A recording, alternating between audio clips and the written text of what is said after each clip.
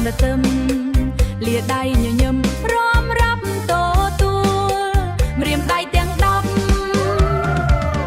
សូមគោរពជម្រាបសួរអើយសូមគោរពជម្រាបសួរតាយាយបាយពូឪគ្រូម៉ែគ្រូណាទាំងអតាយាយបាយពូឪគ្រូម៉ែគ្រូណាទាំងអកូនទឹមជាណាស់មានចាស់មានថ្មីមានស្រីមានប្រុស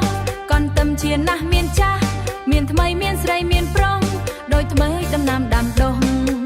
ដោយដំណាំដាំដុះគ្រូស្រីគ្រូប្រុសទំនេររីរដោយដំណាំដាំដុះ